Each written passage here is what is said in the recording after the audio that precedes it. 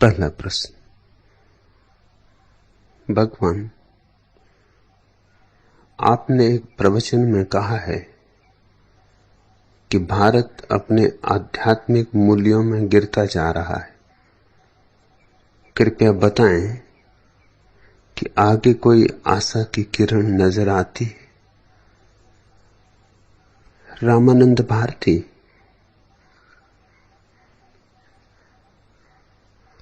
आध्यात्मिक मूल्य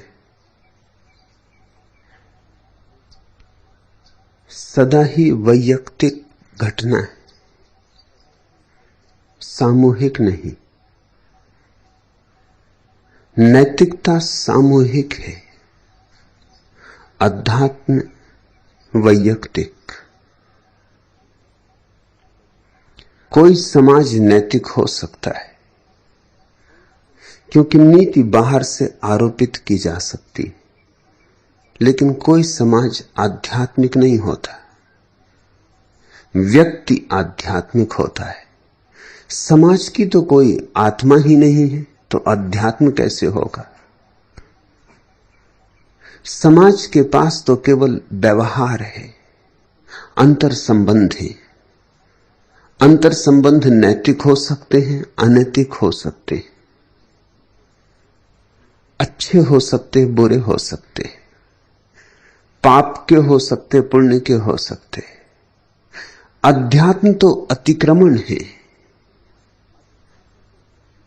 अध्यात्म तो वैसी चैतन्य की दशा है जहां न पाप बचता न पुण्य, न लोहे की जंजीरें न सोने की जंजीरें। जहां चित्त ही नहीं हो वहां द्वंद्व कहां, वहां दुई कहां। और निश्चित ही वैसा अध्यात्म भारत से खोता जा रहा है। बुद्ध, महावीर, कृष्ण, कबीर, दादू, दरिया, वैसे लोग कम होते जा रहे हैं। वैसी ज्योतियां विरल होती जा रही, बहुत बिरली होती जा रही। धर्म के नाम पर पाखंड बहुत है, पांडित्य बहुत है। उसमें कोई कमी नहीं हुई, उसमें बढ़ती हुई है, लेकिन धर्म नहीं। क्योंकि धर्म के लिए जो मौलिक आधार चाहिए वे खो गए। पहली तो बात, देश बहुत गरीब हो, समाज बहुत गरीब हो, तो सारा जीवन, सारी ऊर्जा रोटी रोजी में ही उलझी समाप्त हो जाती। गरीब आदमी कब वीणा बजाए, कब बांसुरी बजाए, दीनहीन रोटी न जुटा पाए, तो अध्यात्म की उड़ानें कैसे भरे? अध्यात्म तो परम विलास है, वह तो आखिरी भोग है, आत्यंतिक भोग। क्योंकि देश गरीब होता चला गया, उस ऊंचाई पर उड़ने की क्षमता लोगों की कम होती चली गई। मेरे हिसाब में जितनी समृद्धि हो उतने ही बुद्धों की संभावना बढ़ जाएगी। इसलिए मैं समृद्धि के विरोध में नहीं हूं, मैं समृद्धि के पक्ष में हूं। मैं चाहता हूं ये देश समृद्ध हो, ये सोने की चिड़िया फिर सोने की चिड़िया हो। ये दरिद्र नारायण की बकवास बंद होनी चाहिए। लक्ष्मी नारायण ही ठीक है, उनको दरिद्र नारायण से न बदलो।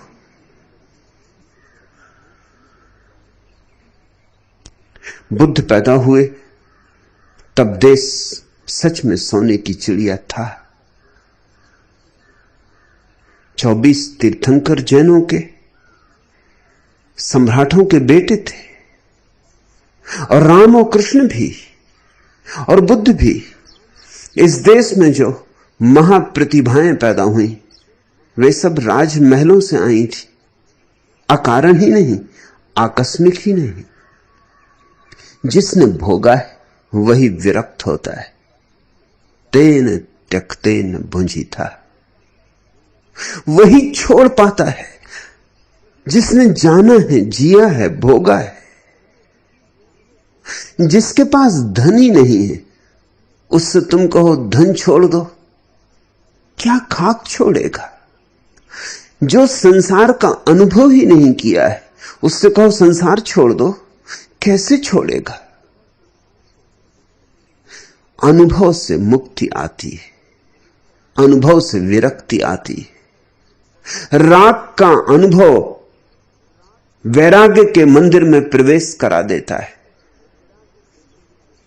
भोग में जितने गहरे उतरोगे उतने ही तुम्हारे भीतर त्याग की क्षमता सघन होगी। ये मेरी बातें उल्टी लगती हैं, उलट बांसियां मालूम होती हैं, जरा भी उल्टी नहीं है। इनका गणित बहुत सीधा साफ है। जिस चीज को भी तुम भोग लेते हो उसी की व्यर्थता दिखाई पड़ जाती। जिस चीज को नहीं भोग पाते उसमें रस बना रहता।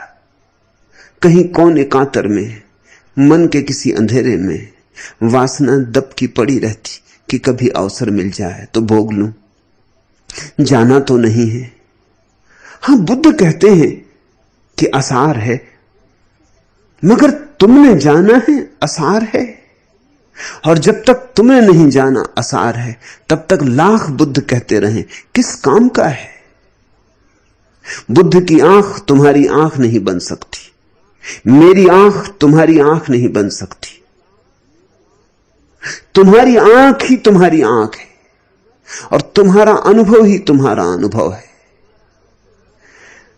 परमात्मा की तरफ जाने के लिए संसार सीढ़ी है और भारत में आध्यात्मिकता की संभावना कम होती जाती, क्योंकि भारत रोज रोज दीन होता जाता, रोज रोज दरिद्र होता जाता। और कारण हमारी धारणाएं। पहली तो धारणा हमने मान रखा है कि लोग गरीब और अमीर भाग्य से, यह बात नितांत मूढ़तापूर्ण है। न कोई अमीर है भाग्य से, न कोई गरीब है भाग्य से। गरीबी अमीरी सामाजिक व्यवस्था की बात है, गरीबी अमीरी बुद्धिमत्ता की बात है, गरीबी अमीरी विज्ञान और टेक्नोलॉजी की बात है। क्या तुम सोचते हो सब भाग्यशाली अमेरिका में ही पैदा होते? अगर तुम्हारे शास्त्र सही है तो सब भाग्यशाली अमेरिका में पैदा होते और सब अभागे भारत में पैदा होते। अगर तुम्हारे शास्त्र सही हैं तो भारत में सिर्फ पापी ही पैदा होते जिन्होंने पहले पाप किए, और अमेरिका में वे सब पैदा होते हैं जिन्होंने पहले पुण्य किए।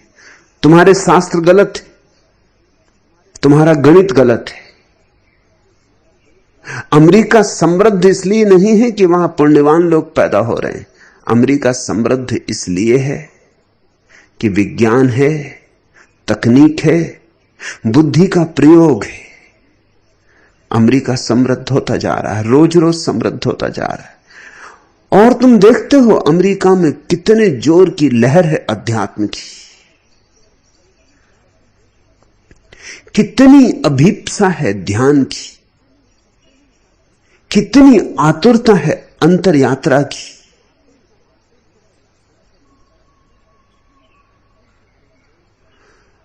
हजारों लोग पश्चिम से पूरब की तरफ यात्रा करते हैं इसी आशा में कि शायद पूरब के पास कुंजियां मिल जाएं। उन्हें पता नहीं पूरब अपनी कुंजियां खो चुका है। पूरब बहुत दरिद्र है और इन दरिद्र हाथों में परमात्मा के मंदिर की कुंजियां बहुत मुश्किल है।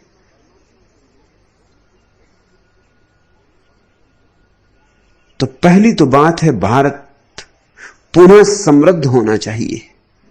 और समृद्ध होने के लिए जरूरी है कि गांधीवादी जैसे विचारों से भारत का छुटकारा हो। बिना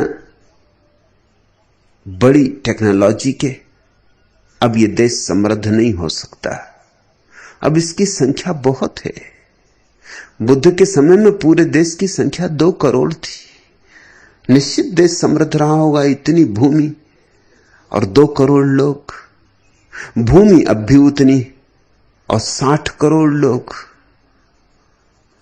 और ये सिर्फ अब भारत की बात कर रहा हूं, पाकिस्तान को भी जोड़ना चाहिए, बांग्लादेश को भी जोड़ना चाहिए, क्योंकि बुद्ध के समय में 2 करोड़ में वे लोग भी जुड़े थे।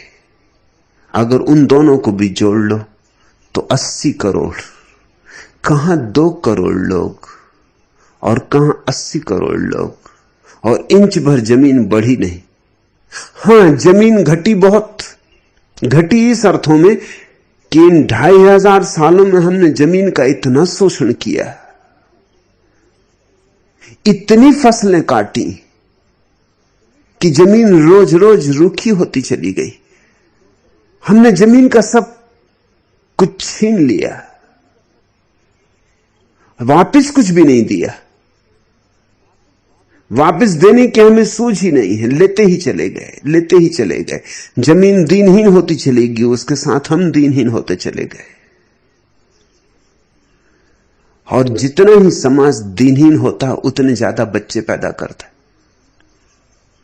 इस जगत में बड़े अनूठे हिसाब। अमीर घर में बच्चे कम पैदा होते, गरीब घर में बच्चे ज्यादा पैदा होते हैं। क्यों? अमीरों को अक्सर बच्चे गोद लेना पड़ते।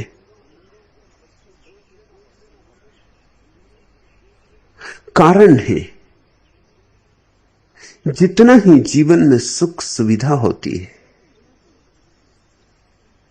जितना ही जीवन में विश्राम होता है, जितना ही जीवन में भोग के और अन्य अन्य साधन होते, उतनी ही काम वासना की पकड़ कम हो जाती। जिनके पास और भोग के कोई भी साधन नहीं है, उनके पास बस एक ही मनोरंजन है, काम वासना, और कोई मनोरंजन नहीं। फिल्म जाओ तो पैसे लगते, रेडियो, टेलीविजन, नृत्य, संगीत, सब में खर्चा है। काम वासना बेखर्च मालूम होती। तो गरीब आदमी का एक ही मनोरंजन है, काम वासना। तो गरीब आदमी बच्चे पैदा किए चला जाता है। जितने गरीब देश हैं उतने और गरीब होते चले जाते। जितने अमीर देश हैं उतने और अमीर होते चले जाते हैं, क्योंकि अमीर देशों में बच्चे पैदा करना बहुत सोच विचार के होता है।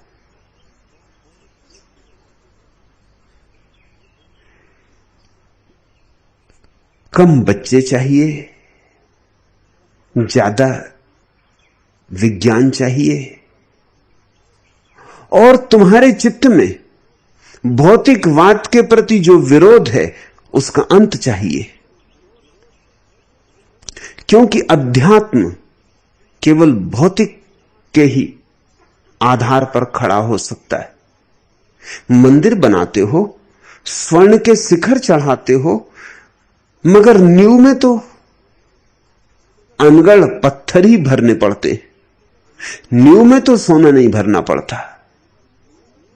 जरूर जीवन के मंदिर में शिखर तो अध्यात्म का होना चाहिए, लेकिन बुनियाद तो भौतिकता की होनी चाहिए। मेरे हिसाब में भौतिकवादी और अध्यात्मवादी में शत्रुता नहीं होनी चाहिए, मित्रता होनी चाहिए। हां, भौतिकवाद पर ही रुक मत जाना, अन्यथा ऐसा हुआ कि नींव तो भर ली और मंदिर कभी बनाया नहीं। भौतिकवाद पर रुक मत जाना, भौतिकवाद की बुनियाद बना लो, फिर उस पर अध्यात्म का मंदिर खड़ा करो। भौतिकवाद तो ऐसे है जैसे वीणा बनी है लकड़ी की तारों से, और अध्यात्मवाद ऐसे है जैसे वीणा पर उठाया गया संगीत। वीणा और संगीत में विरोध तो नहीं है। वीणा भौतिक है, संगीत अभौतिक है। वीणा को पकड़ सकते हो, छू सकते हो, संगीत को न पकड़ सकते न छू सकते, सिर्फ अनुभव कर सकते हो, उस पर मुट्ठी नहीं बांध सकते। अध्यात्म जीवन की बुनियाद नहीं बन सकता, और वही भूल भारत ने की। अध्यात्म को जीवन की बुनियाद बनाना चाहा, बिना वीणा के संगीत को लाना चाहा। हम चूकते चले गए। पश्चिम की भूल है, वीणा तो बन गई है लेकिन वीणा का बजाना नहीं आता। नींव तो भर गई है लेकिन मंदिर के बनाने की कला भूल गई है। याद ही नहीं रहा कि नींव क्यों बनाई थी। पश्चिम ने आधी भूल की है, आधी भूल हमने की है। और फिर भी मैं तुमसे कहता हूं, पश्चिम की आधी भूल ही तुम्हारी आधी भूल से ज्यादा बेहतर है। नींव हो तो मंदिर बन सकता है, लेकिन सिर्फ मंदिर की कल्पनाएं हो और नींव ना हो तो मंदिर नहीं बन सकता। भारत को फिर से भौतिकवाद के पाठ सिखाने होंगे। और मैं तुमसे कहता हूं कि वेद और उपनिषद भौतिकवाद विरोधी नहीं। कहानियां तुम उठा के देखो। जनक ने एक बहुत बड़े शास्त्रार्थ का आयोजन किया है। 1000 गौओं, सुंदर गौओं को, उनके सींगों को सोने से मढ़ के, हीरे जवाहरात जड़ के महल के द्वार पर खड़ा किया है कि जो भी शास्त्रार्थ में विजेता होगा वह इन गौओं को ले जाएगा। ऋषि मुनि आए हैं, बड़े विद्वान पंडित आए हैं। विवाद चल रहा है, कौन जीतेगा पता नहीं। दोपहर हो गई, गौएं धूप में खड़ी हैं। तब याज्ञवल्क्य आया, उस समय का एक अद्भुत ऋषि, रहा होगा मेरे जैसा आदमी।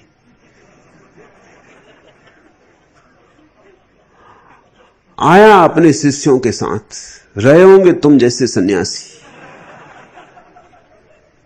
महल में प्रवेश करने के पहले अपने शिष्यों से कहा कि सुनो, गौओं को घेर के आश्रम ले जाओ। गौएं थक गई, पसीने पसीने हुई जा रही हैं। रहा विवाद, सो मैं जीत लूंगा।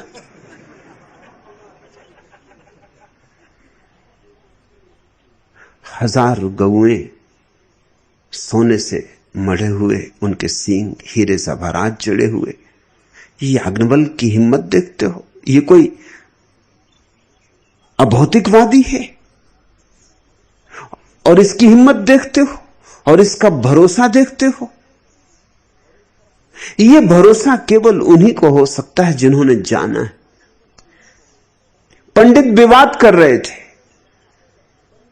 वो तो आंखें फाड़े मुंह फाड़े रह गए जब उन्होंने देखा कि गौएं तो याज्ञवल्क्य के शिष्य घेर के ले ही गए। उनकी तो बोलती बंद हो गई।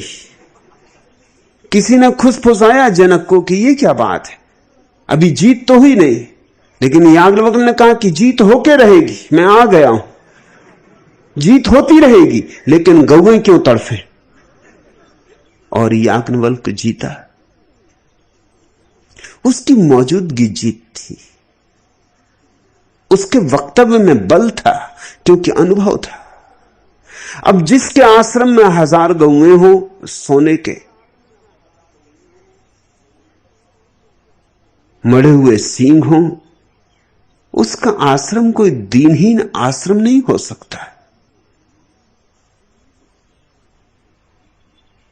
उसका आश्रम सुंदर रहा होगा, सुरम्य रहा होगा, सुविधापूर्ण रहा होगा। आश्रम समृद्ध थे। उपनिषद और वेदों में दरिद्रता की कोई प्रशंसा नहीं, कहीं भी कोई प्रशंसा नहीं। दरिद्रता पाप है, क्योंकि और सब पाप दरिद्रता से पैदा होते। दरिद्र बेईमान हो जाएगा, दरिद्र चोर हो जाएगा, दरिद्र धोखेबाज हो जाएगा, स्वाभाविक है, होना ही पड़ेगा।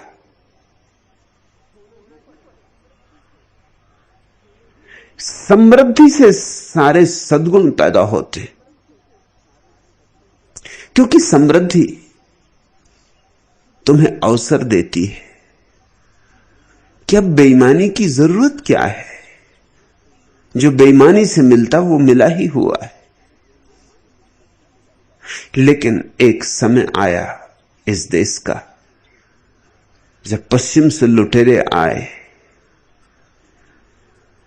सैकड़ों हमलावर आए, हूण आए, तुर्क आए, मुगल आए, फिर अंग्रेज, पुर्तगीज, और ये देश लुटता ही रहा, लुटता ही रहा, और ये देश दीन होता चला गया। और ध्यान रखना, मनुष्य का मन हर चीज के लिए तर्क खोज लेता है। जब ये देश बहुत दीन हो गया तो अब अपने अहंकार को कैसे बचाएं, तो हमने दीनता की प्रशंसा शुरू कर दी। हम कहने लगे अंगूर खट्टे। जिन अंगूरों तक हम पहुंच नहीं सकते उनको हम खट्टे कहने लगे, और हम कहने लगे अंगूरों में हमें रस ही नहीं। जैसे हम दरिद्र हुए वैसे ही हम दरिद्रता का यशोगान करने लगे। ये अपने अहंकार को समझाना था, लिपापोती करनी थी, और अब भी ये लिपापोती चल रही है। इसे तोड़ना होगा। ये देश समृद्ध हो सकता है, इस देश की भूमि फिर सोना उगल सकती, मगर तुम्हारी दृष्टि बदले तो, तुम्हारे भीतर वैज्ञानिक सूझबूझ पैदा हो तो। कोई कारण नहीं है दरिद्र रहने का, और एक बार तुम समृद्ध हो जाओ तो तुम्हारे भीतर भी आकाश को छूने की आकांक्षा बलवती होने लगेगी। फिर करोगे क्या? जब धन होता, पद होता, प्रतिष्ठा होती, सब होता, फिर तुम करोगे क्या? फिर प्रश्न, जीवन के आत्यंतिक प्रश्न उठने शुरू होते हैं। मैं कौन हूं? ये भरे पेट ही उठ सकते, भूखे भजन न हो इनको पाला। ये भजन, ये कीर्तन, ये गीत, ये आनंद, ये उत्सव भरे पेट ही हो सकता है, और परमात्मा ने सब दिया है। अगर वंचित हो तो तुम अपने कारण से वंचित हो, अगर वंचित हो तो तुम्हारी गलत धारणाओं के कारण तुम वंचित हो। अमेरिका की कुल उम्र 300 साल है, और 300 साल की उम्र में आकाश छू लिया, सोने के ढेर लगा दिए, और ये देश कम से कम 10,000 साल से जी रहा है, और हम रोज दीन होते गए, रोज दरिद्र होते चले गए, यहां तक दरिद्र हो गए कि अपनी दरिद्रता को हमें सुंदर वस्त्र पहनाने पड़े। दरिद्र नारायण,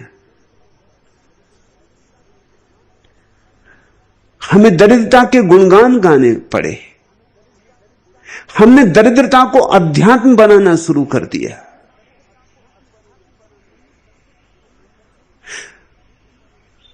जर्मनी का एक विचारक काउंट कैसरलिंग जब भारत से वापस लौटा तो उसने भारत की यात्रा अपनी डायरी लिखी। उस डायरी में उसने जगह जगह एक बात लिखी जो बड़ी हैरानी की। उसने लिखा, भारत जाके मुझे पता चला कि दरिद्र होने में अध्यात्म है। भारत जाके मुझे पता चला कि बीमार, रुग्ण, दीनहीन होने में अध्यात्म है। भारत जाके मुझे पता चला कि उदास, मुर्दा होने में अध्यात्म है। तुमसे मैं कहना चाहता हूं, ऐसा चलता रहा तो कोई आशा की किरण नहीं। रामानंद, आशा की एक किरण है, सिर्फ एक किरण, कि ये देश समृद्ध होने की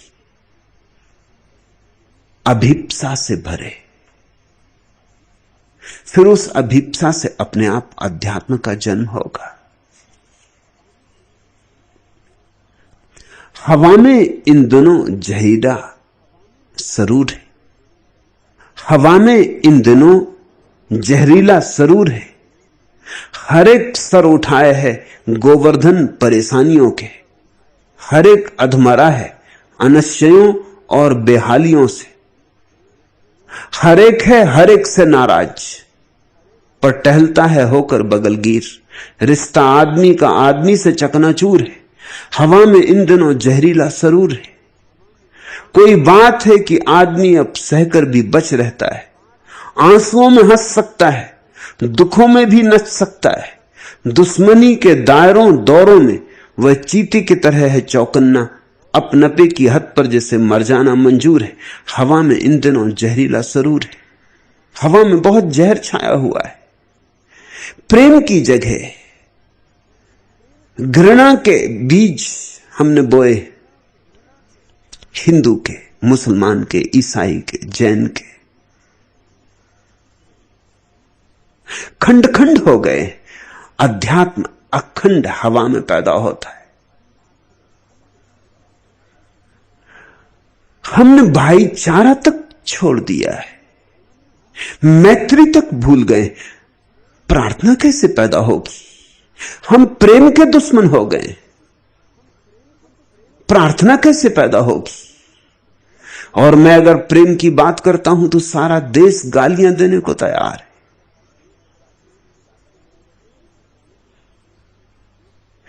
प्रेम न करोगे तो तुम कभी प्रार्थना भी ना कर सकोगे, क्योंकि यह प्रेम का ही इत्र है। प्रार्थना पत्नी को किया प्रेम, पति को किया प्रेम, मित्र को किया, बेटे को, मां को, भाई को, पिता को, बंधु बांधवों को, और सब जगह पाया कि प्रेम बड़ा है और प्रेम का पात्र छोटा पड़ जाता है। तुम उंडेलते हो, पात्र छोटा पड़ जाता है, पूरा तुम्हें झेल नहीं पाता। ऐसे अनेक अनेक अनुभव होंगे, तब एक दिन तुम उस परम पात्र को खोजोगे, परमात्मा को, जिसमें तुम अपने को उंडेल दो। तुम छोटे पड़ जाओ, पात्र छोटा ना पड़े, कि तुम पूरे के पूरे चुक जाओ। तुम सागर हो और छोटी छोटी गागरों में अपने को उंडेल रहे हो, तृप्ति नहीं मिलती। कैसे मिलेगी? सागर को उंडेलना हो तो आकाश चाहिए, मगर सागर आकाश तक आए इसके पहले बहुत गागरों का अनुभव अनिवार्य है। प्रेम करो,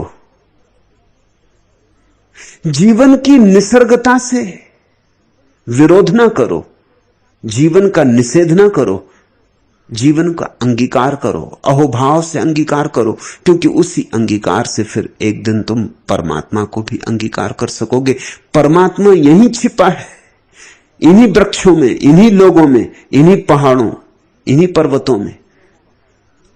तुम इस अस्तित्व को प्रेम करना सीखो। तुम्हारा तथाकथित धर्म तुम्हें अस्तित्व को घृणा करना सिखाता है। बाहर जो है निसर्ग, उसको भी घृणा करना सिखाता है, और तुम्हारे भीतर जो है निसर्ग, उसे भी घृणा करना सिखाता है। निसर्ग को प्रेम करो, क्योंकि निसर्ग परमात्मा का घूंघट है। निसर्ग को प्रेम करो तो घूंघट उठा सकोगे। आशा की किरण तो निश्चित है, आशा की किरण तो कभी नष्ट नहीं होती। रात कितनी ही अमावस की आ गई हो, सुबह तो होगी, सुबह तो होके रहेगी। अमावस की रात कितनी ही लंबी हो, और कितना ही ये देश गलत धारणाओं में डूब गया हो, लेकिन फिर भी कुछ लोग हैं जो सोच रहे, विचार रहे, ध्यान कर रहे। वही थोड़े से लोग तो धीरे धीरे मेरे पास इकट्ठे हुए जा रहे हैं। रोटी का मारा यह देश अभी कमल को सही पहचानता है। माना भूखा है, माना दीनहीन है, मगर कुछ आंखें अभी भी आकाश की तरफ उठती। कीचड़ बहुत है, मगर कमल की पहचान बिल्कुल खो गई हो ऐसा भी नहीं। लाख में किसी एकाध को अभी भी कमल पहचान में आ जाता है, प्रतिभिज्ञा हो जाती। नहीं तो तुम यहां कैसे होते? जितनी गालियां मुझे पड़ रही, जितना विरोध, जितनी अफवाहें, उन सब के बावजूद भी तुम यहां हो। जरूर तुम कमल को कुछ पहचानते हो। लाख दुनिया कुछ कहे, सब लोक लाज छोड़ के भी तुम मेरे साथ होने को तैयार हो। आशा की किरण है, रोटी का मारा यह देश अभी कमल को सही पहचानता है। तल के पंख तक फैली जल की गहराई से उपजे सौंदर्य को धूप के आगे झुके बिना धुर अपना मानता है। रूखी रोटी पर तह ताजा मक्खन लगाकर, कच्ची बुद्धि वाले कुछ लोगों के हाथ में थमाकर, कृष्ण कृष्ण कहते हुए जो उनका कमल छीन लेना चाहते हैं, उनकी नीयत को भली भांति जानता है। भोले का भक्त है, फक्कड़ है, पक्का पियक्कड़ है, बांधकर अंगोछा यहीं गंगा के घाट पर दोनों जून छानता है।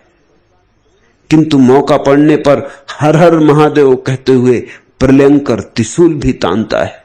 रोटी का मारा यह देश अभी कमल को ठीक ठीक पहचानता है। पहचान बिल्कुल मर नहीं गई, खो गई, बहुत खो गई।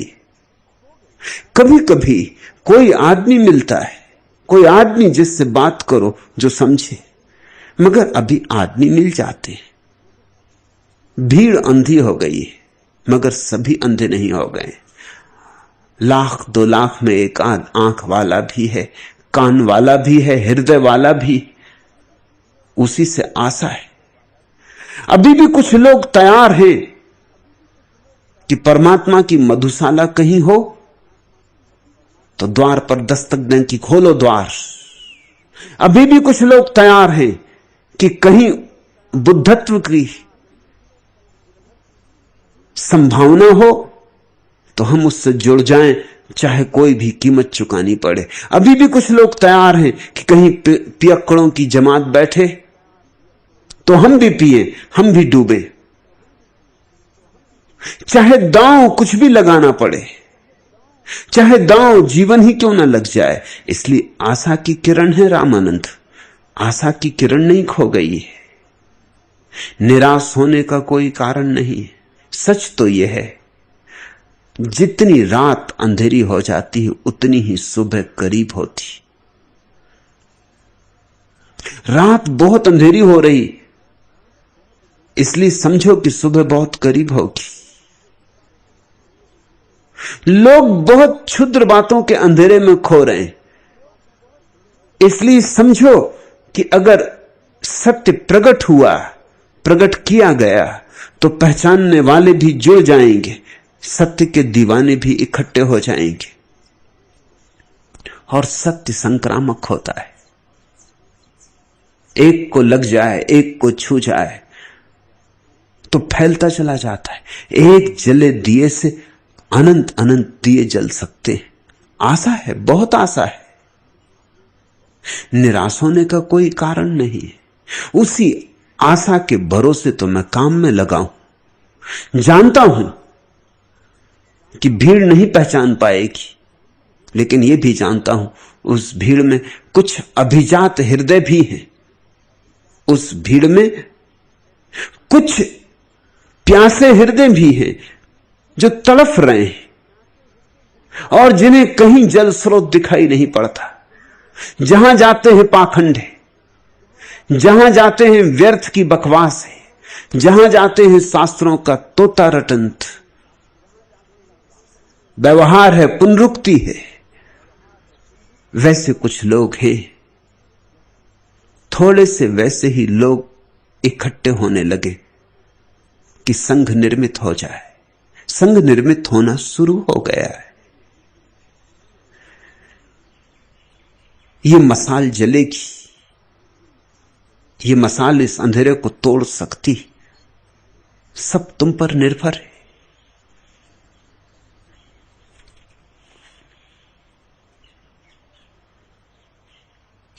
दूसरा प्रश्न, भगवान, आज के प्रवचन में अनुवृत्ति की आपने बात की। मेरा जन्म उसी परिवार से है जो आचार्य तुलसी के अनुयायी है। बचपन से ही आचार्य तुलसी के उपदेशों ने कभी हृदय को नहीं छुआ। अभी उन्होंने अपना उत्तराधिकारी आचार्य मुनि नथमल को आचार्य महाप्राज्ञ नाम देकर बनाया है। वे ठीक आपकी ही स्टाइल से प्रवचन देते, मगर उन्होंने भी कभी हृदय को नहीं छुआ। और आपके प्रथम प्रवचन को सुनते ही आपके चरणों में समर्पित होने का भाव पूरा हो गया और समर्पण कर दिया। भगवान, यह किस जन्म की प्यास थी जो आपका इंतजार कर रही थी? बताने की कृपा करें। कृष्ण सत्यार्थी। आचार्य तुलसी को मैं भली भांति जानता हूं, 2-3 बार मिलना हुआ है। नितांत थोथापन है और कुछ भी नहीं। कैसे हृदय को छुएंगे तुम्हारे? हृदय हो तो हृदय को छुआ जा सकता है। बस बातचीत है, शास्त्रों की व्याख्या है, विश्लेषण, वह भी मौलिक नहीं, वह भी उधार, उच्छिष्ट।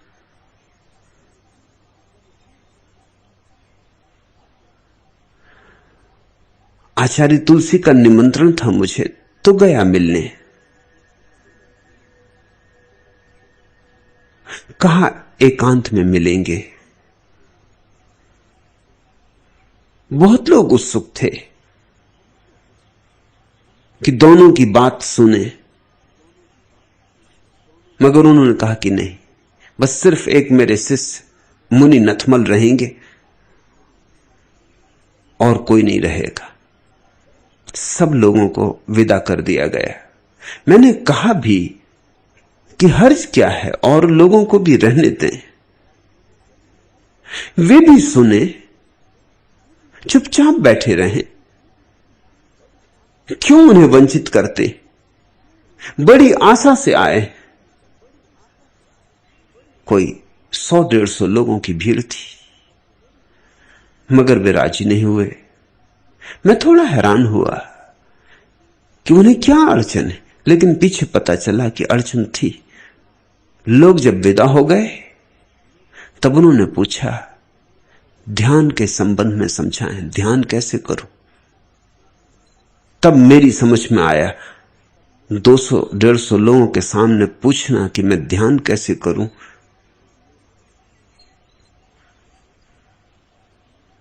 मुश्किल बात होती। उसका तो अर्थ होता कि अभी ध्यान हुआ ही नहीं। 700 जैन साधुओं के आचार्य हैं वे, और हजारों तेरापंथियों के गुरु। अभी गुरु को, आचार्य को ध्यान नहीं हुआ, ये तो खबर आंख की तरफ फैल जाती। इसे एकांत में ही पूछना जरूरी था। मैंने कहा, ध्यान नहीं हुआ आपको, तो फिर आप अब तक करते क्या रहे? फिर लोगों को क्या समझा रहे? जब आपको ही ध्यान नहीं हुआ तो लोगों को क्या समझाएंगे? लोगों को क्या बांटेंगे? उन्होंने कहा, इसलिए तो आपको निमंत्रित किया कि समझ लूं कि ध्यान कैसे करना है। लेकिन वह बात भी झूठ थी, वह बात भी राजनीतिज्ञ की बात थी। आचार्य तुलसी में मुझे शुद्ध राजनीति दिखाई पड़ी, सीखने के लिए नहीं।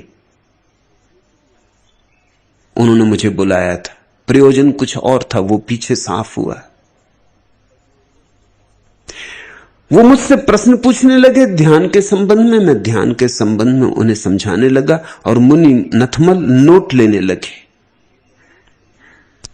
मैंने बीच में कहा भी कि नोट लेने की कोई जरूरत नहीं, आपको भी अवसर मिला है, आप भी चुपचाप बैठ के समझ लें।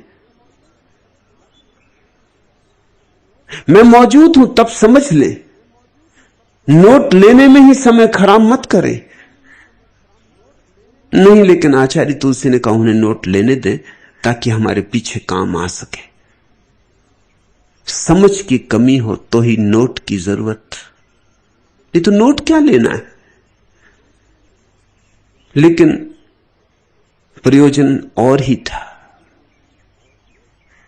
तेरापंथियों का सम्मेलन था, कोई 20,000 लोग इकट्ठे थे। दोपहर मुझे तेरापंथियों के सम्मेलन में बोलना था। मुनि नथमल ने सारे नोट ले लिए जो घंटे 1.5 घंटे मेरी बात आचार्य तुलसी से हुई।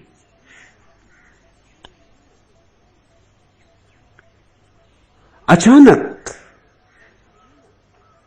कार्यक्रम का यह हिस्सा नहीं था, मुझे बोलना था। मेरी बोलने की घोषणा करने के पहले आचार्य तुलसी ने कहा कि मुझसे बोलने के पहले मुनि नथमल बोलेंगे। तब मुझे पता चला कि नोट्स लेने का प्रयोजन क्या था। मुनि नथमल ने शब्द सा जो मेरी 1.5 घंटे बात हुई थी वो दोहराई, शब्द सा।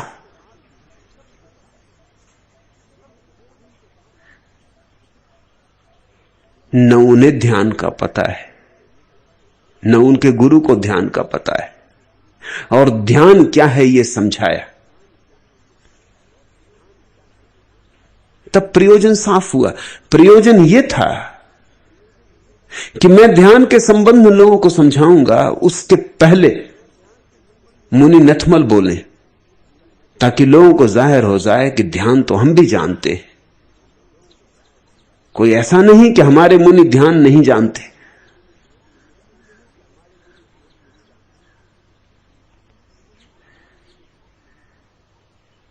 लेकिन मुझे तो आप जानते।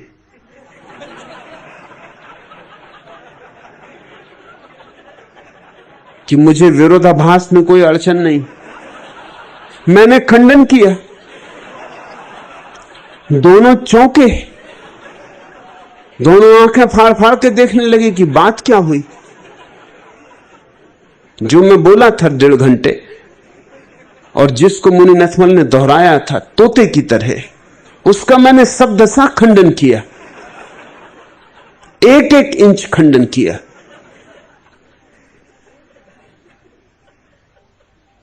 रात जब आचार्य तुलसी से फिर मिलना हुआ, उन्होंने कहा कि आप हैरान करते, आपने ही तो ये बातें कही थी। मैंने कहा आप समझे, मैंने कहा था लोगों को रहने दो, अगर लोग रहते तो मैं खंडन न कर पाता। आप राजनीति खेले, मैं कोई राजनीतिक नहीं हूं, लेकिन राजनीतिकों के खेल पहचान सकता हूं।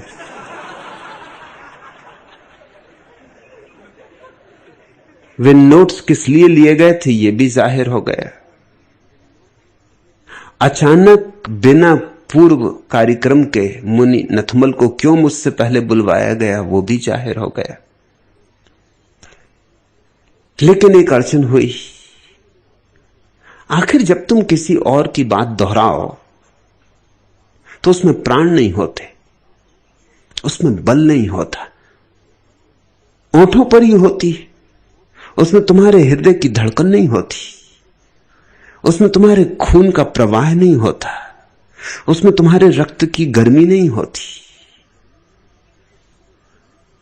तो मुनि नथमल ने दोहरा दिया जैसे तोते दोहराते, राम राम, तोता राम, सीता राम। अब तोते को क्या लेना सीता से, क्या लेना राम से, उसे पता भी नहीं कौन सीता कौन राम, मगर तोते को सिखा दिया तो तोता दोहराता है। अब तोते को तुम दोहराते सुन के राम राम सोचते हो, तुम्हें एकदम से राम की याद आ जाएगी कि तुम झुक के तोते को प्रणाम करोगे।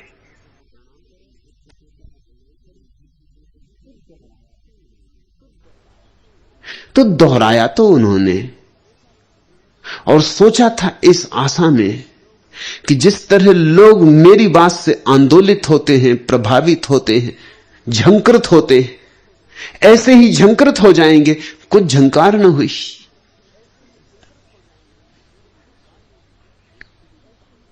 तो उसके लिए भी बहाना खोजा कि झंकार न होने का कारण यह है कि इतने लोग और मुनि नथमल बिना माइक के बोले। तब तक आचार्य तुलसी और उनके मुनि माइक से नहीं बोलते थे, क्योंकि जैन शास्त्रों में माइक से बोलना चाहिए इसका कोई उल्लेख नहीं।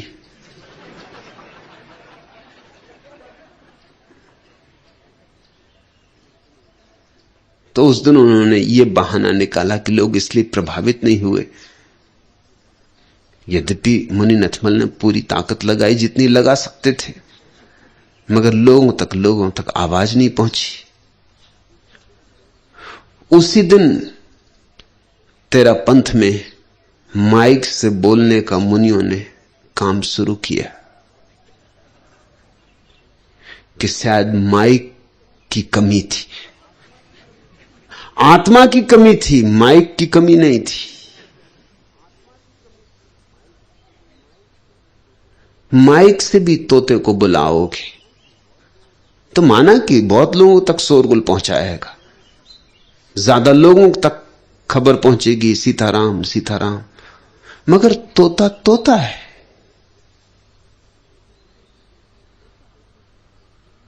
तोते पे भरोसा नहीं किया जा सकता, और तोते की आंखों में दिए नहीं जलते। तोता बोलता तो है, मगर ऐसा नहीं लगता कि तोता समझता है। आचार्य तुलसी ने, तुम कह रहे हो कि अब उन्हीं मुनि नथमल को अपना उत्तराधिकारी बना लिया है। तोते तोतों को खोज लेते, यह बिल्कुल स्वाभाविक है।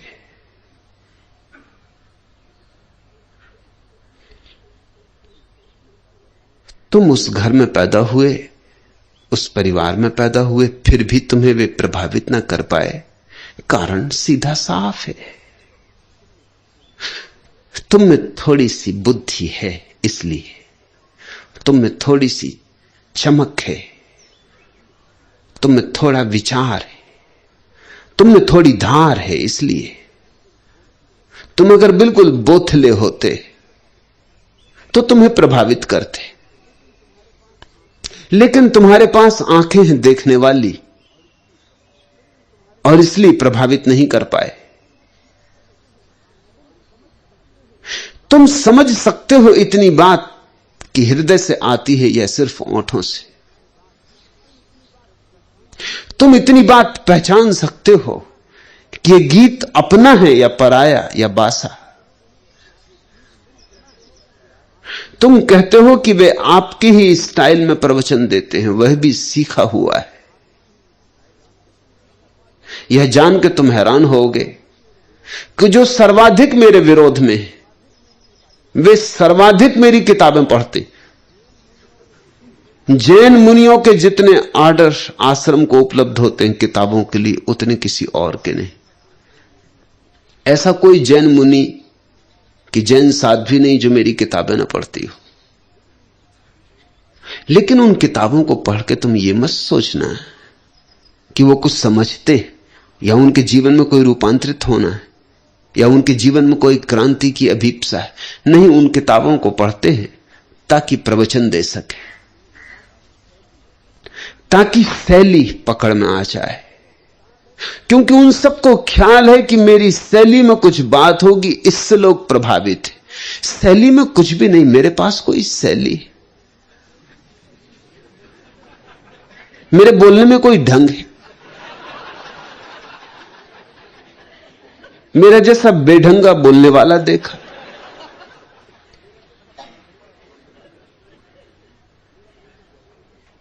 मेरा बोलना वैसे ही जैसे मैं कुछ दिन पहले तुम्हें उल्लेख किया था कि एक कवि ने एक जाट को देखा कि सिर पे खाट लिए जा रहा, कई बोल रहा जाट रे जाट तेरे सिर पे खाट। जाट भी कैसे चुप रह जाए। जाट ने कहा कवि रे कवरी तेरे ऐसी की तैसी। कवि ने कहा काफिया नहीं बैठता, तुकबंदी नहीं बैठती। जाट ने कहा कि तुकबंदी बैठे कि ना बैठे, मुझे जो कहना था सो कह दिए। ऐसा मेरा कहने का ढंग है, ये कोई शैली है।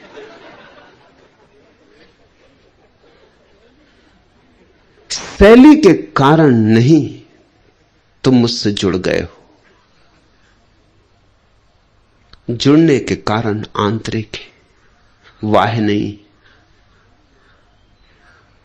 मेरे पास न तो शास्त्रीय शब्द हैं, न शास्त्रीय सिद्धांत हैं, न मैं संस्कृत जानता, न प्राकृत, न पाली, न अरबी, न लैटिन, न ग्रीक।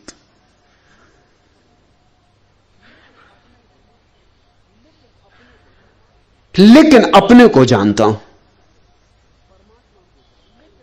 परमात्मा को जानता हूं, और उस जानने में सब जान लिया गया। एक जगह मैं बोल रहा था,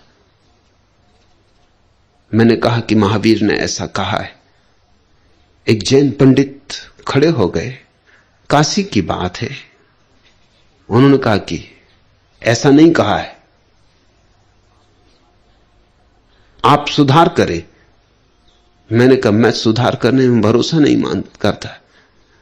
अगर सुधार ही करना हो तो आप अपनी किताब में जिसमें महावीर का वचन हो वहां सुधार कर लेना। वो तो एकदम भौंचक के खड़े रह गए। उन्होंने कहा आप क्या कहते हैं, महावीर की वाणी में सुधार कर लेना। मैंने कहा कि मैं अपने को जान के बोल रहा हूं। अगर महावीर ने नहीं कहा है तो कहना चाहिए था, जोड़ दो। मैं गवाही हूं कि कहना ही चाहिए था। नागपुर में था, एक प्रवचन में मैंने बुद्ध के जीवन की एक कहानी का उल्लेख किया। बौद्ध भिक्षु, एक प्रसिद्ध बौद्ध भिक्षु मुझे मिलने आए सांझ। उन्होंने कहा कहानी तो प्यारी थी, मगर मैं सब शास्त्र पढ़ गया, कहीं नहीं।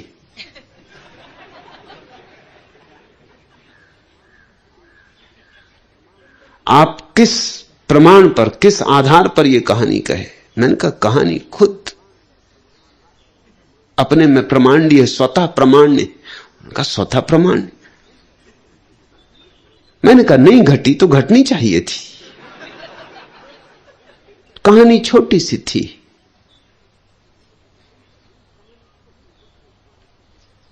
कि बुद्ध एक गांव से गुजर रहे हैं।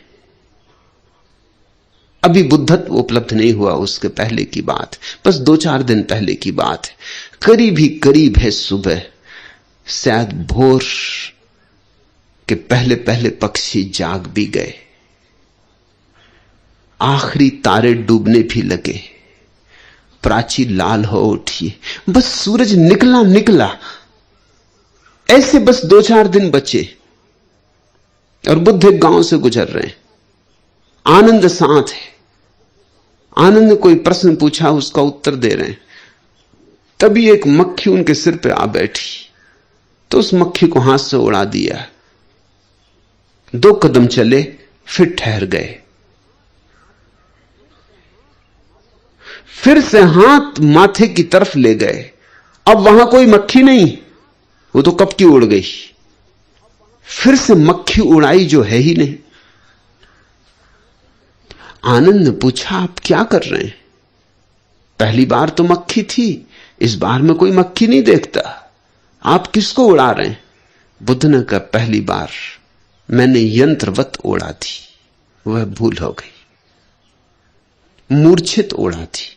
तुमसे बात करता रहा और मक्खी उड़ा दी, ध्यानपूर्वक नहीं।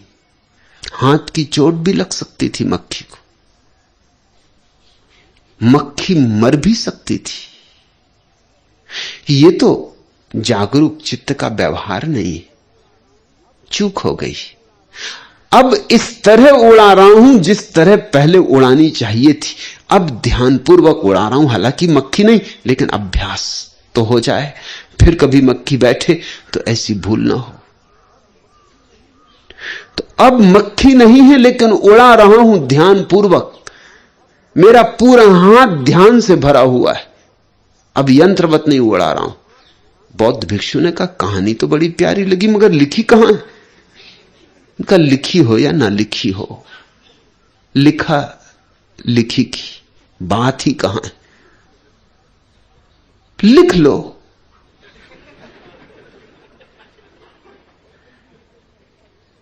और जल्दी ही मेरी किसी किताब में लिख जाएगी, फिर पढ़ लेना, अगर लिखे का ही भरोसा है। नहीं, उन्होंने कहा मेरा मतलब ये नहीं, मेरा मतलब ये कि ऐतिहासिक है या नहीं। मैंने कहा इतिहास की अगर चिंता करने चलो तब तो बुद्ध भी ऐतिहासिक हैं या नहीं तय करना मुश्किल हो जाए, कृष्ण ऐतिहासिक हैं या नहीं तय करना मुश्किल हो जाएगा। हुए भी इस तरह के लोग कभी या नहीं हुए, यह तय करना मुश्किल हो जाएगा। अगर इतिहास की ही चिंता करते हो तो बुद्ध भी सिद्ध नहीं होंगे।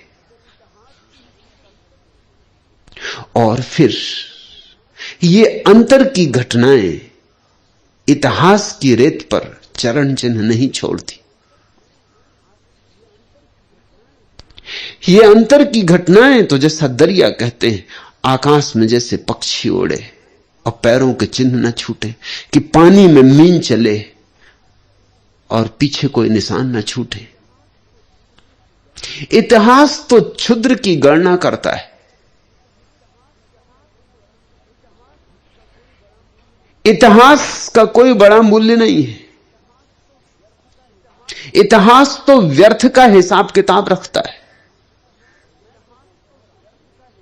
मैं तो जो कह रहा हूं वह इतिहास नहीं है, पुराण है।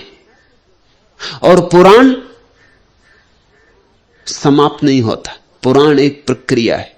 बुद्ध आते रहेंगे और बुद्धों के जीवन में जोड़ते रहेंगे नई कथाएं, नए बोध, नए प्रसंग, नए आयाम। हर बुद्ध अपने अतीत बुद्धों के जीवन में नए रंग डाल जाता है, नए जीवन डाल जाता है, फिर पुनः पुनः पुनरुज्जीवित कर जाता है। तुम्हारे पास अगर हृदय है तो कोई उपाय ही नहीं है, तुम मेरे हृदय के साथ धड़कोगे। और वही हुआ कृष्ण सत्यार्थी। धर्म का कोई संबंध जन्म से नहीं है। काश धर्म इतना आसान होता कि जन्म से ही धर्म मिल जाता, तो सभी दुनिया में लोग धार्मिक होते, कोई ईसाई, कोई हिंदू, कोई मुसलमान। लेकिन जन्म से धर्म का कोई संबंध नहीं है। जन्म से धर्म का संबंध जोड़ना वैसा ही मूढ़तापूर्ण है जैसे कोई किसी कांग्रेसी के घर में पैदा हो और कहे कि मैं कांग्रेसी हूं क्योंकि मैं कांग्रेसी घर में पैदा हुआ, तो तुम भी हंसोगे कि पागल हो गए हो। कम्युनिस्ट के घर में पैदा हुए तो कम्युनिस्ट हो गए। पैदा होने से विचार का कोई संबंध नहीं, धर्म का भी कोई संबंध नहीं। धर्म तो और गहरी बात है, निर्विचार की बात है। विचार तक का संबंध नहीं जोड़ता जन्म से, तो निर्विचार का तो कैसे जुड़ेगा। लेकिन तुम सौभाग्यशाली हो कि तुम लीक पर ना चले, अन्यथा लोग लीक पर चलते हैं। लीक में सुविधा है, जहां सभी भीड़ चल रही, जिस भीड़ में तुम पैदा हुए हो, अगर तेरा पंथियों की भीड़ है तो चले तुम भी तेरा पंथियों की भीड़ में, मुसलमानों की तो मुसलमानों की, हिंदुओं की तो हिंदुओं की, चले भीड़ में। भीड़ में सुविधा है, पिता भी जा रहे, मां भी जा रही, भाई भी जा रहे, मित्र भी जा रहे, परिवार पड़ोस सब जा रहा। अकेले तुम अलग अलग चलो तो चिंता पैदा होती, संशय जगते, दुविधाएं उठती कि पता नहीं मैं ठीक कर रहा हूं कि गलत। भीड़ में यह रहता है जब इतने लोग कर रहे हैं तो ठीक ही कर रहे होंगे। और मजा यह कि उनमें से हर एक यही सोच रहा है कि जब इतने लोग कर रहे हैं तो ठीक ही कर रहे होंगे।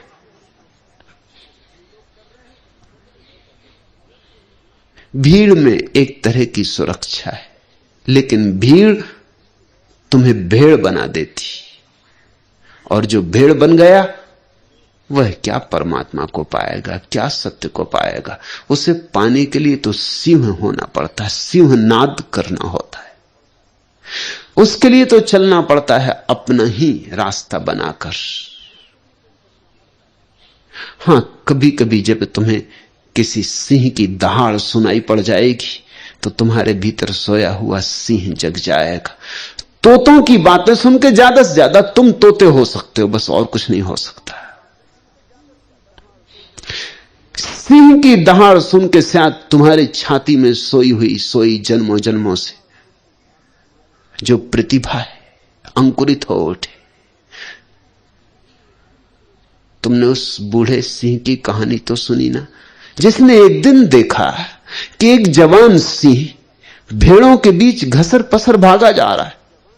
वो बड़ा हैरान हुआ, ऐसा चमत्कार कभी देखा ना था। और भेड़ें उससे परेशान भी नहीं है, उसी के साथ भाग रही। इस बूढ़े सिंह को देख के भाग रही हैं और जवान सिंह उन्हीं के बीच में भागा जा रहा। बूढ़े से रहा ना गया, दौड़ा, बामुश्किल पकड़ पाया, पकड़ा सिंह को। जवान सिंह रियाए मिमियाए, क्योंकि संयोग से वो भेड़ों के बीच ही बड़ा हुआ था।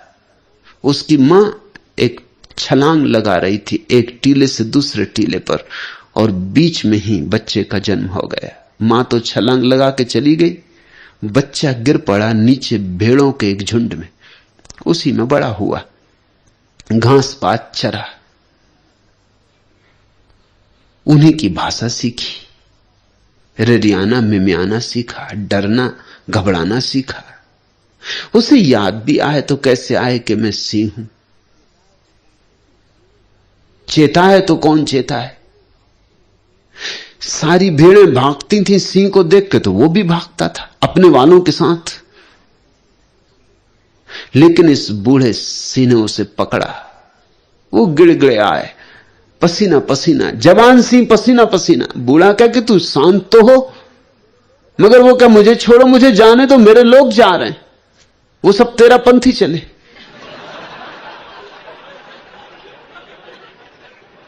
और तुम मुझे रोक रहे हो, मुझे जान बख्शो। मगर बूढ़ा नहीं माना, उसे घसीट के तालाब के किनारे ले गए और कहा कि झांक तालाब में और देख मेरा चेहरा और तेरा चेहरा। दोनों ने झांका, बस एक क्षण में क्रांति घट गई। एक दहाड़ उठी, उस जवान सिंह की छाती में सोई हुई गर्जना उठी, पहाड़ कंप गए, घाटियां गूंज उठी। कुछ कहा नहीं, बस चेहरा दिखा दिया। जवान सिंह को दिखाई पड़ गया कि अरे, मैं भी भेड़ों में जी रहा था, मैं तो ऐसा ही हूं जैसा तुम, मैं तो वैसा ही हूं जैसा ये सिंह। बस इतना बोध, सदगुरु का इतना ही काम है कि पकड़ ले तुम्हें, तुम चाहे कितने ही मिमियाओ रिरियाओ भागो, वो पकड़ के तुम्हें ले ही जाए किसी दर्पण के पास। उसके सारे वक्तव्य दर्पण है, उसकी मौजूदगी दर्पण है, उसका सत्संग दर्पण है। वो तुम्हें अपना चेहरा पहचानने की व्यवस्था करा रहा है, और एक ही उपाय है कि वो अपनी अंतरात्मा तुम्हारे सामने उघाड़ के रख दे कि तुम देख सको कि अरे, यही तो मेरे भीतर भी है। और उठे हुंकार, और तुम भी भर जाओ ओंकार के नाद से, और तुम्हारे भीतर भी सिंह की गर्जना हो। ऐसा ही कुछ हुआ होगा कृष्ण सत्यार्थी। तुम पहली ही बार आए और समर्पित हो गए, संन्यास्त हो गए। अब लौट के जाओ तो भेड़ें तुम्हें बहुत दिक्कत देंगी, वो कहेंगी कि चलो तेरा पंथ में वापस। ये तुम्हें क्या हुआ? होश गंवा दिया, सम्मोहित कर लिए गए।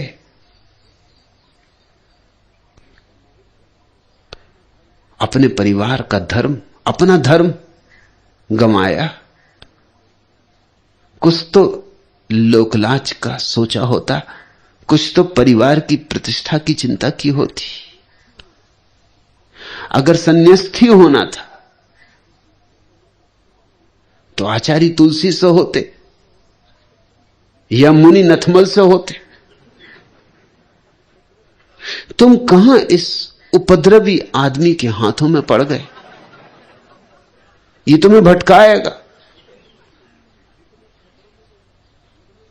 ये तुम्हें खतरों में ले जाएगा। घर जाओगे तो भेड़ें थोड़ी दिक्कत देंगी, तुम घबराना मत। जब भी भेड़ें थोड़ी दिक्कत दें, तेरा पंथी इकट्ठे हो, एकदम सिंहनाद करना।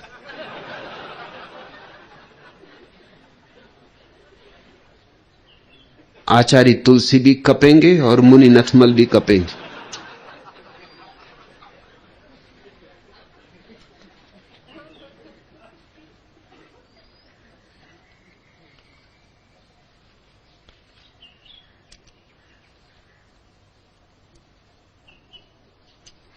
तीसरा प्रश्न, मैं दुख से इतना परिचित हूं कि सुख का मुझे भरोसा ही नहीं आता है। एक दुख गया कि दूसरा आया, बस ऐसा ही सिलसिला चलता रहता है। क्या कभी मैं सुख के दर्शन पा सकूंगा? मार्ग दिखावे कि सुख पाने के लिए क्या करूं। मैं सब कुछ करने को तैयार हूं। रामविलास, दुख अकेला नहीं आता, कोई दुख अकेला नहीं आता, क्योंकि कोई दुख अकेला नहीं जी सकता। दुख की श्रृंखला होती, जैसे जंजीरों की श्रृंखला होती, कड़ियों में कड़ियां पोई होती। ऐसे दुख के पीछे दुख आते, एक दुख दूसरे दुख को लाता है। और ऐसे ही सुख की भी श्रृंखला होती है, एक सुख दूसरे सुख को लाता है। तुम्हारे हाथ में है कि तुम कौन सी श्रृंखला को शुरू करो। अगर तुम अपने भीतर सुख जन्माओ तो बाहर भी तुम्हारे जीवन में सुख ही सुख फैल जाएगा। जीसस का बड़ा प्रसिद्ध वचन है और बड़ा अनूठा, जिनके पास है उन्हें और दिया जाएगा, और जिनके पास नहीं है उनसे वह भी छीन लिया जाएगा जो उनके पास है। तर्कयुक्त नहीं मालूम होता, न्याययुक्त नहीं मालूम होता। होना तो दूसरी बात चाहिए। कहना था जीसस को जिनके पास नहीं है उन्हें दिया जाएगा, और जिनके पास है उनसे छीन लिया जाएगा। यह कहते तो बात न्याययुक्त मालूम होती, मगर यह क्या बात कही कि जिनके पास है उन्हें और दिया जाएगा। ठीक कहा, लेकिन जीवन का वही परम नियम है। तुम्हारे पास जो हो वही तुम्हारे प्रति आकर्षित होने लगता है। अगर सुख है तो चारों तरफ से सुख की धाराएं तुम्हारे तरफ बहने लगेंगी। अगर दुख है तो दुख की धाराएं बहने लगेंगी। और अगर तुम बाहर के दुखों को काटने में लग गए और ये याद ही ना किया कि भीतर दुख का चुंबक तुमने बना रखा है, तो तुम काटते रहो बाहर दुख, इससे कुछ अंतर ना पड़ेगा। दुख आते रहेंगे और तुम्हें और सताते रहेंगे। तुम्हारे चारों तरफ नरक निर्मित हो जाएगा।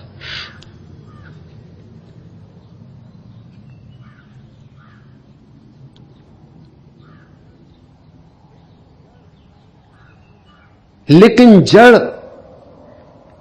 अगर समझ में आ जाए कि भीतर है,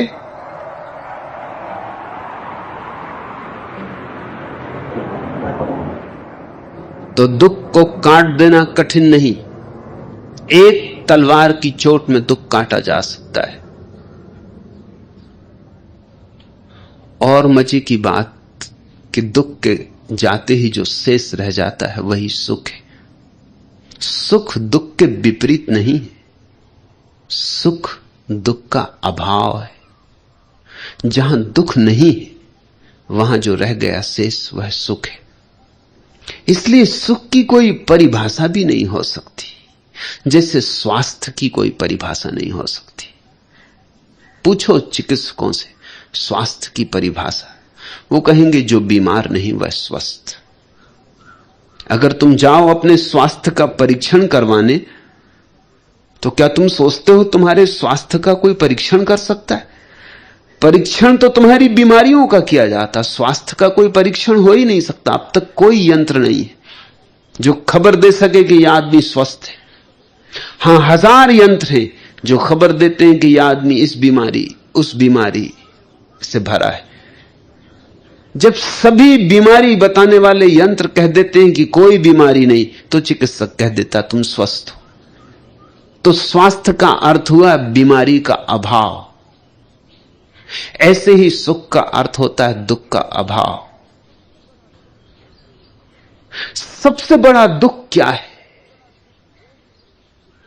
सबसे बड़ा दुख यह है कि तुम सदा सोचते हो कि दुख बाहर से आते हैं। यह सबसे मौलिक आधारभूत बात समझने की।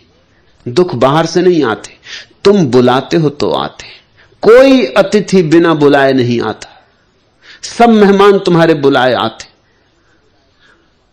हां, यह हो सकता है कि तुम जो प्रेम पातियां लिखते हो दुख को, वो इतनी मूर्छा में लिखते हो कि तुम्हें पता ही नहीं चलता कि कब तुमने लिख भेजी। बेहोशी में बुला लेते हो, फिर तड़फते हो। मुल्ला नसरुद्दीन से कोई कह रहा था, धन है वह युवक जिसकी मासिक आय केवल 75 रुपए हो, फिर भी वह एक भले आदमी की तरह जीवन बिता रहा हो। मुल्ला नसरुद्दीन ने कहा, इतने रुपए में वह और कर भी क्या सकता है?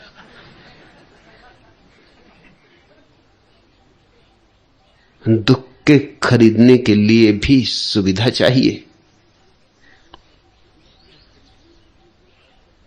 दुख के खरीदने के लिए भी अवसर चाहिए, समय चाहिए, अनुकूलता चाहिए। दुख भी मुफ्त नहीं मिलता, बड़ा श्रम करना पड़ता। सच तो यह है सुख मुफ्त मिलता है और दुख मुफ्त नहीं मिलता, क्योंकि सुख तुम्हारा स्वभाव है, मिला ही हुआ है। सिर्फ दुख से आच्छादित न होने दो। और दुख प्रभाव है, मिला हुआ नहीं है, बाहर से पकड़ना पड़ता है। तुम भी पकड़ने को सुख हो दुख, क्योंकि दुख में बड़े न्यस्त स्वार्थ हैं। कई खूबी की बातें हैं दुख में, नहीं तो हर कोई पकड़े क्यों? बड़ी खूबी तो यह है कि दुखी आदमी पे सब दया करते, सब सहानुभूति करते, दुखी आदमी की सब सेवा करते, दुखी आदमी की कोई निंदा नहीं करता, कोई ईर्षा नहीं करता दुखी आदमी से। जिससे जितना बने दुखी की सेवा ही करते हैं सब। ये दुख की खूबियां हैं। तुम अगर रो तो लोग तुम्हारे आंसू पहुंचते, तुम अगर हंसो तो लोग एकदम ईर्षा से भर जाते। तुम्हारे मकान में आग लग जाए तो सारा मोहल्ला संवेदना प्रकट करने आता है। जरा गौर से देखना, उनके संवेदना के भीतर बड़ा रस है। भीतर भीतर वो कह रहे हैं कि धन्यवाद भगवान का कि इसी का जला अपना न जला, और जल नहीं था, पाप का भंडाफोड़ होता ही है। भीतर वो ये कह रहे हैं, ऊपर ये कह रहे हैं बड़ा बुरा हुआ, बड़ा बुरा हुआ। बड़ी सहानुभूति दिखा रहे हैं कि फिर बन जाएगा। अरे मकान ही है, हाथ का मैल है पैसा, तो फिर कमा लोगे। अब दुखी ना हो, जो हुआ सो ठीक हुआ। चलो कोई रहा होगा पिछले जन्म का पाप कट गया, झंझट मिटी, मकान तो फिर बन जाएगा। बड़ी ऊंची ज्ञान की बातें करेंगे, वो सहानुभूति दिखाएंगे। लेकिन तुम अगर एक बड़ा मकान बना लो तो पड़ोस में से कोई नहीं आएगा तुम्हें धन्यवाद देने कि हम खुश हैं, हम प्रसन्न हैं कि तुमने बड़ा मकान बना लिया। लोग रास्ते पे मिल जाओगे तो कन्नी काट जाएंगे, बच के निकल जाएंगे। मैं कलकत्ते में एक घर में मेहमान होता था। कलकत्ते का सबसे सुंदर मकान है वह।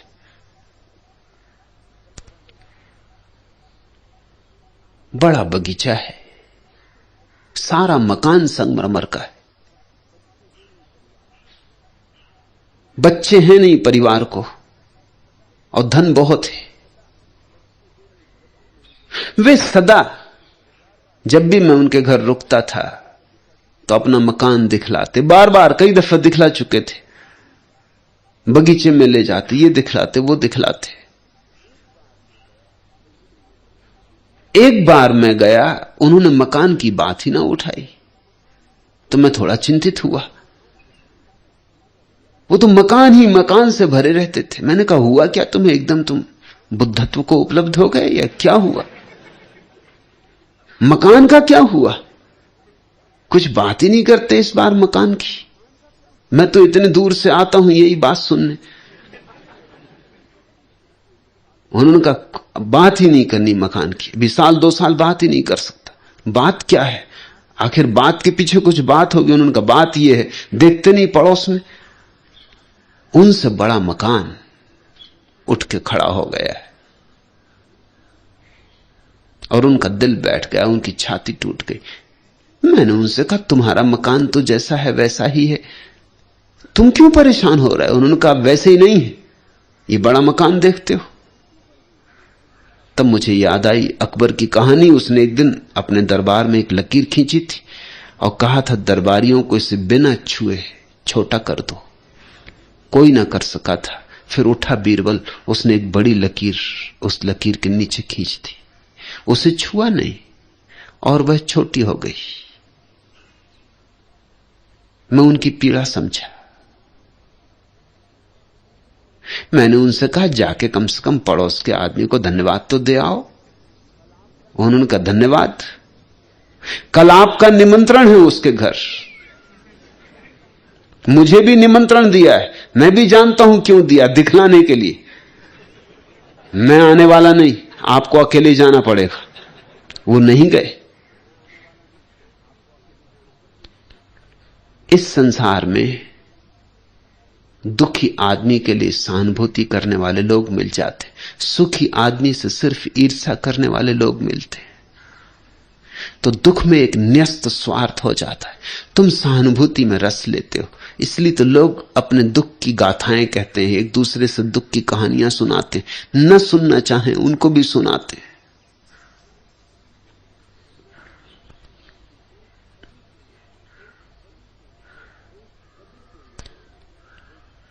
एक कवि के यहां एक श्रोता फंसा। पहले तो वह उसे देखकर हंसा, फिर उसे दया आई। उसने फौरन 2 कप चाय मंगाई, खुद भी पी, उसे भी पिलाई। उसके बाद कवि जी मूड में आए। 3 घंटे में 20 मुक्तक और 21 गीत सुनाए। श्रोता ने जाने के लिए कदम बढ़ाया तो पीछे खड़े पहलवान का आदेशात्मक स्वर आया, उठने की कोशिश बेकार है, वहीं बैठे रहिए। श्रोता ने पूछा आप कौन हैं? मैं कवि जी का नौकर हूं, इसी बात की तनख्वाह पाता हूं, जबरदस्ती गीत सुनवाता हूं। जब सुनने वाला बेहोश हो जाता है तो उसे अस्पताल भी पहुंचाता हूं।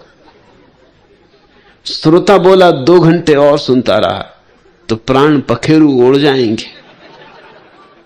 पहलवान की आवाज आई, कवि जी पूरा काव्य नहीं सुनाएंगे तो यह मर जाएंगे। 1 घंटे बाद श्रोता ने कहा कवि जी आज्ञा दीजिए, अब हम घर जा रहे हैं। पहलवान की फिर आवाज आई, आप अभी से घबरा रहे, इनके पिताजी भी कवि हैं, इसके बाद वो आ रहे हैं। फिर एक दुख के पीछे दूसरा दुख चला आता।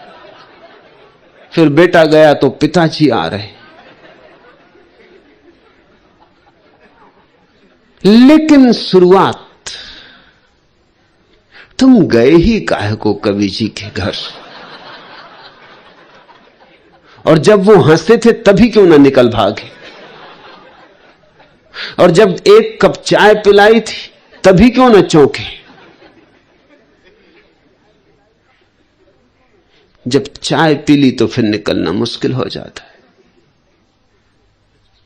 फिर नमक खाओ तो बजाना भी पड़ता है, नहीं तो लोग कहते नमक हराम। सावधानी पहले से बरतो। दुख का मूल कहां है? दुख का मूल है अहंकार में। मैं हूं, इस भाव में दुख का मूल है। ये सारी बीमारियों की जड़ है, सारी बीमारियां इसी के पत्ते हैं, और इसे तुम छोड़ते नहीं, इसे तुम पकड़ के बैठे हो। और ये बिल्कुल सरासर झूठ है। तुम नहीं हो, परमात्मा है। मैं नहीं हूं, परमात्मा है। लहर समझ रही है अपने को कि मैं हूं, जबकि सागर है, लहर कहां। और फिर जब तुम झूठ को जीने लगते हो तो फिर उस झूठ को संभालने के लिए और न मालूम क्या क्या झूठ इकट्ठे करने पड़ते हैं। एक झूठ को संभालने के लिए फिर 1000 झूठों की टेके लगाने पड़ते। मुल्ला नसरुद्दीन एक दिन मुझसे कह रहा था, भगवान आज मैंने अपनी बीबी को घुटनों के बल चलवा दिए। अच्छा, मैंने पूछा हुआ क्या, कैसे ये हुआ है? ये घटना तो बड़ी अनहोनी। बीवियां घुटनों के बल पतियों को सदा चलवाती रही, तुमने कैसे चलवा दिया? नसरुद्दीन मुस्कुराया, उसने कहा कि आखिर हम भी कुछ।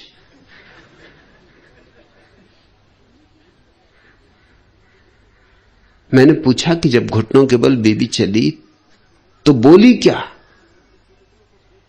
तो कहा बोली खाट के नीचे से निकलो तो देखती हूं तुम्हें।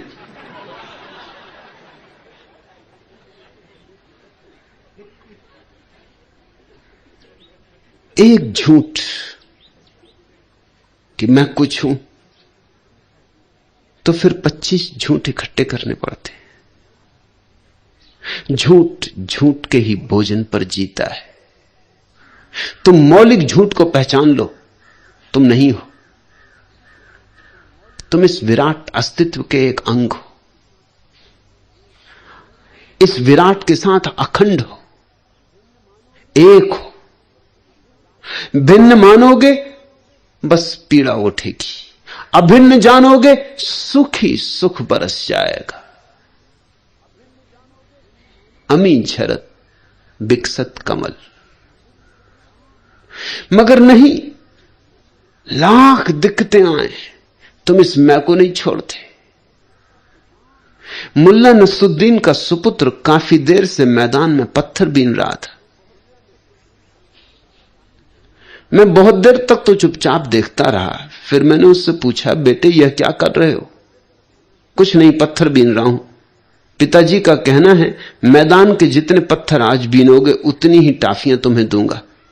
आपको मालूम नहीं, आज उन्हें इसी मैदान में कविता पढ़नी है। आज्ञाकारी पुत्र ने उत्तर दिया। पत्थर बिनवाए जा रहे हैं क्योंकि पता है कविता का कि अगर तुमने कविता पढ़ी कि श्रोताओं ने पत्थर फेंके। मुल्ला नसरुद्दीन जब भी कविता पढ़ने जाता है तो पहले जाता है सब्जी बाजार में, जितने सड़े केले इत्यादि टमाटर सब खरीद लेता है, क्योंकि नहीं तो वो ही फेंकेंगे कवि सम्मेलन में। लेकिन कविता पढ़ना नहीं छोड़ता। वही दशा है तुम्हारी। अहंकार इतने दुख लाता है, इतने सड़े टमाटर तुम पे बरसते। कहां अमी झरत, कहां बिकसत कमल। सड़े टमाटर, केलों के छिलके, कंकड़ पत्थर, मगर अपनी सुरक्षा किए। जितने ही कंकड़ पत्थर बरसते उतने ही अपने अहंकार को बचाए कि कहीं चोट ना खा जाए, संभाले। जी रहे हो सो दुख पा रहे हो। तुम कहते हो मैं दुख से इतना परिचित हूं कि सुख का मुझे भरोसा ही नहीं आता। मैं समझ सकता हूं कैसे सुख का भरोसा आया, दुख ही दुख जाना है। एक दुख गया कि दूसरा आया, बस ऐसा ही सिलसिला चलता रहा है, चलता रहेगा जब तक तुम जागोगे नहीं। क्या कभी मैं सुख के दर्शन पा सकूंगा? निश्चित पा सकते हो, कभी क्यों, अभी। लेकिन मूल जड़ काट दो। मार्ग दिखावे कि सुख पाने के लिए मैं क्या करूं। मैं सब कुछ करने को तैयार हूं। ईमान से कह रहे हो कि सब कुछ करने को तैयार? सब कुछ करने को मैं कह भी नहीं रहा, मैं तो थोड़ा सा कुछ करने को कह रहा हूं। ये अहंकार जाने दो और फिर देखो ये मैं भाव छीण होने दो। अपने को अस्तित्व से भिन्न ना समझो। दर्शक और दृश्य को एक होने दो, जितने बार हो सके एक होने दो। सुबह सूरज उगता हो, देखते देखते उसी में लीन हो जाओ। न वहां तुम रहो न सूरज, बस एक ही घटना घट जाए, सूरज ही सूरज। कि सांझ सूरज को डूबते देखते हो, एक हो जाओ। कि फूल को खिलते देखते हो, कि दूर मत खड़े रहो, फूल के साथ खेलो। कि वृक्ष से गिरते पत्तों को देखते हो, कि दूर मत रहो, पत्तों के साथ गिरो। जितने अवसर मिले 24 घंटे में, कोई अवसर मत चूको जबकि तुम अपने को डुबा सको, मिटा सको, मिला सको, पिघलो। जैसे धूप में बर्फ पिघल जाए, ऐसे तुम इस सानिध्य में पिघलो।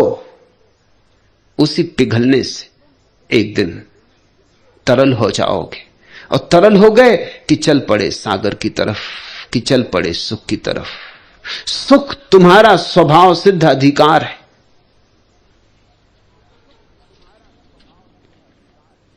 आखिरी प्रश्न, भगवान मुझे वो एक नजर, एक जावदानी सी नजर दे दे, बस एक नजर जो अमृत को पहचान ले प्रभु। सत्संग वह नजर रोज रोज तुम्हें दे रहा हूं, और वह नजर थोड़ी थोड़ी तुम्हें मिलनी शुरू भी हो गई। इसीलिए प्रश्न उठा है। स्वाद लगता है तो और पाने की अभीप्सा जगती है। पूछता ही वही है ऐसे प्रश्न जिसके जीभ पर एकाध बूंद अमृत की पड़ी। वह पड़ना शुरू हो गई है, बूंदाबांदी होनी शुरू हो गई है। अब अपने को बचाना मत, छिपाना मत। ये जो अपूर्व अनुभव उतरने शुरू हो रहे हैं, इनको किसी तरह झुटलाना मत। कल्पना कह के, स्वप्न कह के द्वार दरवाजे बंद मत कर लेना। लोग आनंद पर भरोसा नहीं करते। जब आता है आनंद तो भी उनको संदेह होता है कि पता नहीं क्या हो रहा है। आनंद और मुझे हो ही नहीं सकता, जरूर मैं किसी भ्रम में पड़ रहा हूं। इसलिए तो यहां आए लोग जैसे जैसे आनंद में डूबते हैं, बाहर के लोग समझते हैं सम्मोहित हो गए। जब बाहर के दर्शक यहां आते हैं, पत्रकार यहां आते हैं, तो वो यही समझते हैं ये सारे लोग सम्मोहित हो गए। इतनी मस्ती आदमी में होती ही कहां है। जरूर ये होश में नहीं है, ये किसी नशे में है। इनको कोई नशा करवा दिया गया है, स्थूल के सूक्ष्म कोई नशे में डुबा दिया गया है।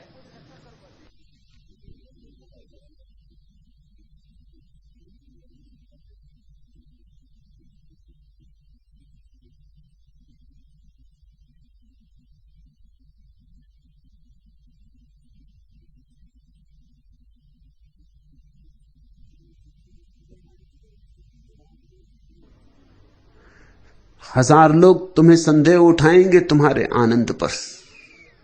तुम्हारी आंख जो पैदा होनी शुरू हुई है, उस आंख को लोग अंधा कहेंगे, क्योंकि यह प्रेम की आंख है, और प्रेम को लोग अंधा कहते हैं। गणित को आंख वाला कहते हैं, तर्क को आंख वाला कहते हैं, बुद्धि को आंख वाला कहते हैं, हृदय को अंधा कहते हैं। तुम्हें लोग अंधा कहेंगे, तुम्हें लोग दीवाना कहेंगे, तुम्हें लोग पागल कहेंगे। सत्संग की वैसी ही हालत हो रही। घर के लोगों ने तो बिल्कुल पागल समझ लिया, तो सत्संग को घर छोड़ देना पड़ा। अभी कल मुझे खबर मिली कि अब सत्संग कोई मकान खोजते, मगर कोई मकान किराए पे देने को राजी नहीं। पागलों को कोई मकान किराए पे देता, क्या भरोसा, क्या करो, नाचो गाओ कि कूदो?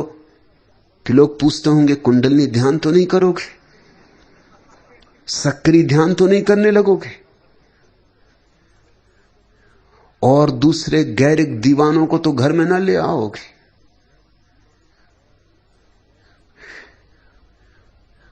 बाहर लोग इतने दुख में जी रहे हैं कि तुम्हारे जीवन में जब सुख की झलक आएगी, पहली बार फागुन आएगा, पहली बार फाग जन्मेगी, गुलाल उड़ेगी, तो लोग भरोसा नहीं करेंगे। और चूंकि तुम भी सदा लोगों पर भरोसा करते रहो, तुम्हें भी बड़ी चिंता पैदा होगी, इतने लोग गलत तो नहीं हो सकते, कहीं मैं ही तो गलत नहीं हूं।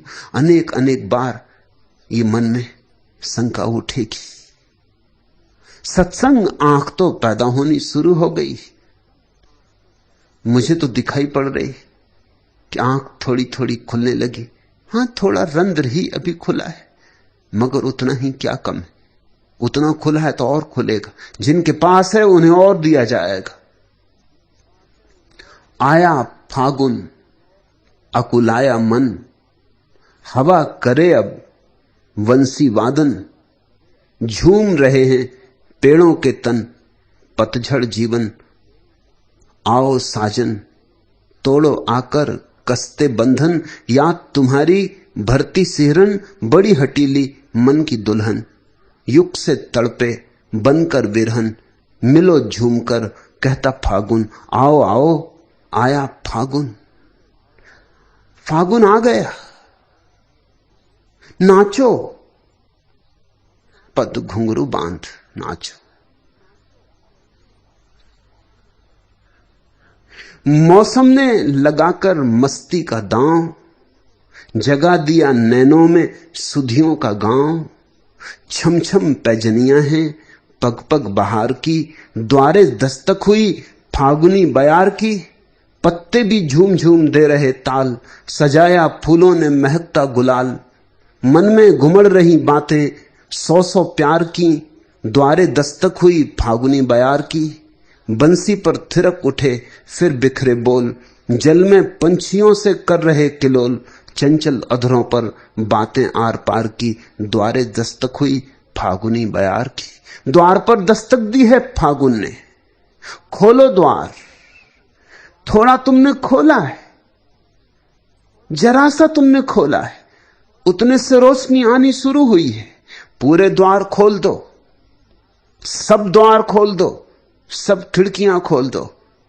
ये 4 दिन का जीवन है, इसे उत्सव से जीना है, इसे महोत्सव बनाना है। दुनिया पागल कहे तो कहने दो, क्योंकि ये परमात्मा के रास्ते पर पागल हो जाने से बड़ी और कोई बुद्धिमानी नहीं है, और कोई बड़ी प्रज्ञा नहीं। साथ हुए तुम, लगे क्षण बहके बहके, पोर पोर चंदन से महके। तन को सहराए है धूप की कनी, मांग का सिंदूर जब हर छुअन बनी। पारस स्पर्श देह कंचन बन दहके, बार बार पर तौले तितली सा मन। दहरी में उगाए केसर के वन, मन का हर फूल हंसा जाने क्या कह के। घट रही है अनघट घटना, छिटक मत जाना, भटक मत जाना। दिशा मिल गई, अब नाक की सीध चले चलो। आंख मिल रही है, मिलती रहेगी, और ये आंख ऐसी है कि खुलती है, खुलती जाती है, इसका कोई अंत नहीं है। एक दिन ये सारा आकाश तुम्हारी आंख बन जाता है। एक दिन परमात्मा की आंखें तुम्हारी आंखें होती। ये बड़ी लंबी यात्रा है, मगर पहला कदम उठ गया है। तुम धन्यभागी हो, और बहुतों का भी उठ गया है, वे सब धन्यभागी। मेरे पास बड़ भागियों का मेला जुट रहा है। आज इतना है।